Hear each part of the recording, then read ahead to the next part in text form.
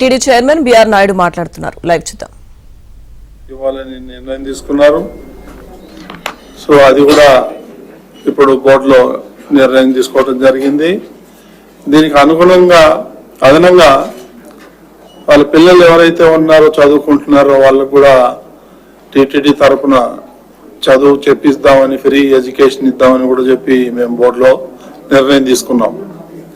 ఇకపోతే ఈ యొక్క అమౌంట్ అంతా కూడా చెక్కులన్నీ కూడా ఇప్పుడు రెడీ చేశారు.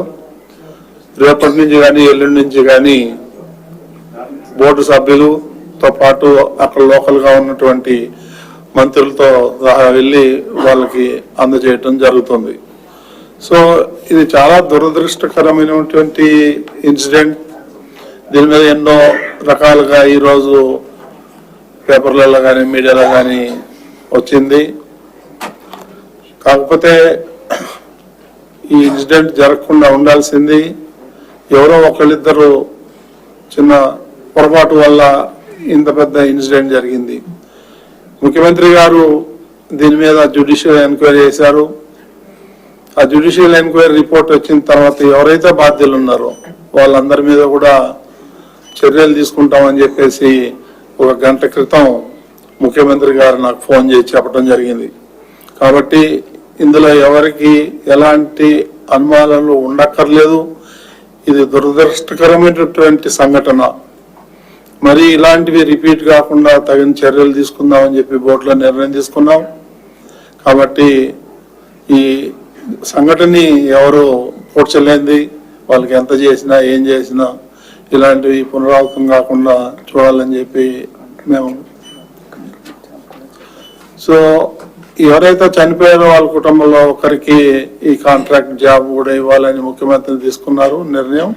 అది బోర్డులో కూడా పెట్టి బోర్డు కూడా నిర్ణయం తీసుకుంది. సో ఇవన్నీ కూడా చేయటం ఒక ఎత్తు, ఈ ఫర్దర్గా ఇలాంటివి జరగకుండా చూడటం మరో ఎత్తు. కాబట్టి దీన్ని బోర్డు కూడా తీవ్రంగా సంతాపం తెలియజేసింది. ఇదంతా ప్రజలందరూ కూడా ఇది గమనించాలని కోరుతున్నాం. ఎందుకంటే ఎవరో ఒకళ్ళిద్దరి యాక్సిడెంటల్ గా చేసిన తప్పే తప్ప వాళ్ళు కూడా కావాలని చేశారా అనేది రిపోర్ట్ లో వస్తుంది. దానికి అనుగుణంగానే మనం చర్యలు తీసుకోవటం జరుగుతుంది. ఎవరిని ఉపేక్షించే ప్రసక్తే లేదు. ఇది ఈరోజు తీసుకున్నటువంటి ఎమర్జెన్సీ మీటింగ్ లో ఈ నిర్ణయాలు తీసుకోవటం జరిగింది.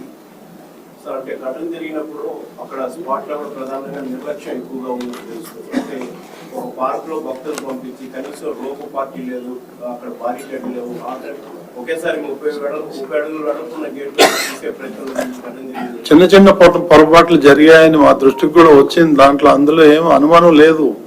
ఆ పొరపాట్లు జరగకపోతే ఈ ఇన్సిడెంట్ జరిగేది కాదు.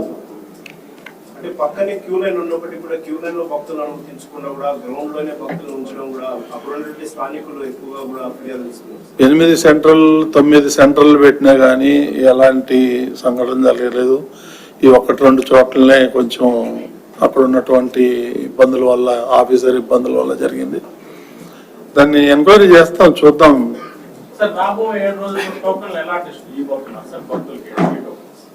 సో ఏ రోజుకి ఆ రోజు ఇద్దాం అనేది తిరుపతిలో అక్కడనే కంటిన్యూ చేద్దాం ఈ సంవత్సరం వరకు. ఇప్పుడు అంత రష్ కూడా లేదు. దానికి అనుగుణంగా చర్యలు తీసుకున్నారు అధికారులు.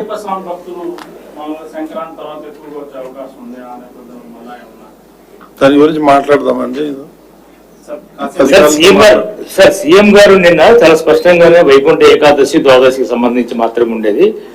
రాష్ట్ర గవర్నమెంట్ తీసుకున్న డెసిషన్ ఎందుకు క్యారీ ఫార్వర్డ్ చేశారని చెప్పేసి కూడా ఒక అభిప్రాయం వ్యక్తం చేశారు. ఇప్పుడు నెక్స్ట్ ఇయర్ నుంచి, ఈ ఇయర్ నుంచి ఏమైనా ఇంప్లిమెంట్ చేసే అవకాశం ఉందా? ఈ ఇయర్ నుంచి 7 days కంటిన్యూ చేస్తారు. ఈ ఇయర్ నుంచి ఇంప్లిమెంట్ అనేది కష్టం. ఎందుకంటే ఆల్రెడీ అనౌన్స్ చేసేసారు, చాలా మంది ప్లాన్ చేసుకున్నారు. కాబట్టి ఈ ఇయర్ పాత పద్ధతే కంటిన్యూ చేసి రాబోయే సంవత్సరం ఎలా చేయాలి అనేది ఆగమ శాస్త్ర పండితుల్ని కన్సల్ట్ చేసి మన కమిటీ వాళ్ళందరూ కూడా కూర్చొని ఎక్స్పర్ట్స్ అంతా పిలిచి మాట్లాడి డిసిషన్ తీసుకుందాం.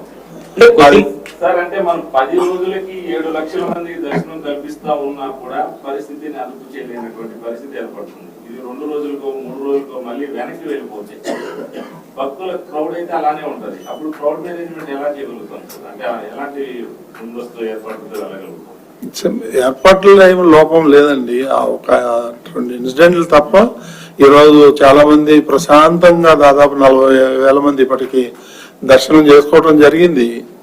అట్లేం లేదు. అది అన్ని అదే విధంగా చూడాల్సిన అవసరం లేదు. సార్ అంటే భక్తులు సీఎం గారికి చెప్పినటువంటి ఫీడ్బ్యాక్ లో క్యూ లైన్ లో ఉన్నప్పటికీ మమ్మల్ని వచ్చిన సమయంలో క్యూ లైన్ లోకి అనుమతించలేదు, అక్కడ మాకు ఆహార పానీయాలు అందించలేదు, అక్కడ ఉన్నటువంటి సిబ్బంది ఎవరు కూడా పట్టించుకోలేదు అన్నది మెయిన్ గా ఇచ్చినటువంటి ఫీడ్బ్యాక్. సీఎం గారికి కావచ్చు, డిప్యూటీ సీఎం గారికి కావచ్చు. మనం నెపమంతా పోలీస్ యాక్ట్ పైకి అయితే ప్రస్తుతం నెట్టేస్తున్నాం కానీ మనం ఎవరి మీద నెట్టట్లేదండి. అది ఎంక్వైరీలు తేలుతుందండి. మనం ఇప్పుడు నేను కూడా ఎవరు పలాని XYZ మీద నెట్టట్లేదు. తప్పిదం జరిగింది. అది ఎట్లా జరిగింది, ఎలా జరిగింది అనేదే జ్యుడిషియల్ ఎంక్వైరీ. అదేం లేదండి. నేను మొన్న ప్రెస్ కాన్ఫరెన్స్ పెట్టి మొన్న 11 o'clock నేను క్లియర్ గా చెప్పాను, తిరుమల పోయే వాళ్ళు ఎవరు ఆపరు, కానీ అక్కడ దర్శనం కావాలంటే మాత్రం టోకెన్ ఉండాలి అనేది చెప్పాను. నేను క్లియర్ గా చెప్పాను ఆ రోజు. అది ముఖ్యమంత్రి గారు చూసుకుంటారండి. మనకి కమిటీకి ఏం సంబంధం? అది కమిటీ గవర్నమెంట్ ఆధ్వర్యంలో వస్తుంది. కొద్దిమంది చైర్మన్ గారు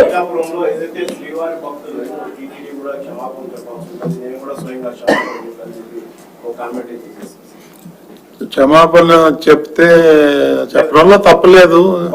చెప్పినంత మాత్రం చనిపోయిన వాళ్ళు బతికి రారు కదా. అది అవన్నీ ఎవరో ఏదో మాట్లాడారంటే వాటికన్నిటికీ స్పందించాల్సిన అవసరం లేదు. కాకపోతే తప్పిదం జరిగింది, అది ఎలా జరిగింది, ఎట్లా జరిగింది అనేది ఎంక్వైరీ చేస్తారు. బాధ్యుల మీద కఠినమైన చర్యలు తీసుకుంటాం, అందులో ఏమాత్రం డౌట్ లేదు. సార్ కొద్దిమంది బోర్డు మెంబర్లు టీటీడీ ఈఓ కానీ లేదంటే అధికారులు కానీ రాసిన లేఖలు పరిగణలోకి తమకు తీసుకోలేదు. వైకుంఠ ఏకాదశి లాంటి పర్వదినాల్లో చేపట్టే కార్యక్రమాలకి బోర్డుని కన్సల్ట్ చేయలేదు అని చెప్పేసి, ఇది వాస్తవమా? ఏకపక్ష నిర్ణయాలే కారణం అది? ఏకపక్ష నిర్ణయం కాదండి. బోర్డుకి నాకు చెప్పారు. నాకు కొంతవరకు పవర్ పాయింట్ ప్రజెంటేషన్ కూడా ఇచ్చారు. నేను వచ్చి ఎమర్జెన్సీ మీటింగ్ కూడా పెట్టాను 2 సార్లు. అదే మీకు ప్రెస్ లో కూడా చెప్పాను గతంలో. కొంతమంది బోర్డు మెంబర్లు చాలా స్పష్టమైన ఆరోపణలు చేస్తున్నారు. నేను ముఖ్యమంత్రి కూడా ఫిర్యాదు చేశారు, బోర్డు సభ్యులను పరిగణలోకి తీసుకోలేదు ఇలాంటి ఈవెంట్ జరిగినప్పుడు, శుభకార్యాలు జరిగినప్పుడు అనేది. అలా ఏం లేదండి, అందరికి చెప్తున్నాం మేము. సార్ డిప్యూటీ సీఎం గారు కూడా అధికారుల మధ్య సమన్వయాలు అదే ఎంక్వైరీ జరుగుతుంది కదా. మేము ఎట్లా చెప్తాం? రాబోయే రోజుల్లో ఎంక్వైరీ జరిగేటప్పుడు మేము ముందునే ఇట్లా జరిగింది అట్లా జరిగిందని చెప్తే ఇంక ఎంక్వైరీ ఎందుకు? సీరియస్ గా పెట్టే కదా జ్యుడిషియల్. ఇది సీరియస్ గా ఉంది కాబట్టి మనం జ్యుడిషియల్ ఎంక్వైరీ చేసింది.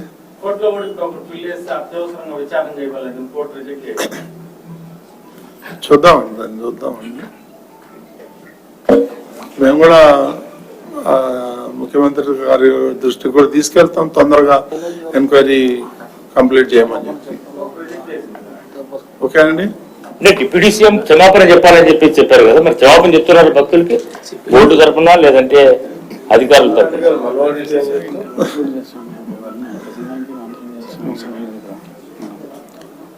సరే అండి, థ్యాంక్ యూ అండి.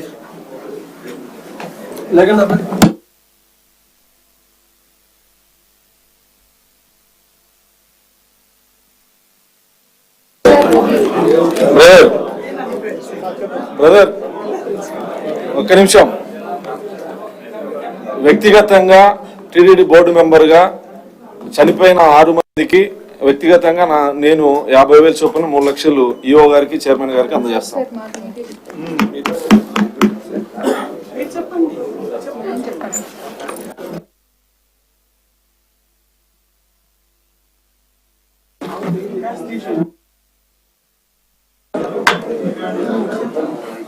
ఎంఎస్ రాజు ప్రకటించినట్లే మన ప్రశాంత్ రెడ్డి గారు 10 లక్షలు ఇస్తా అన్నారు.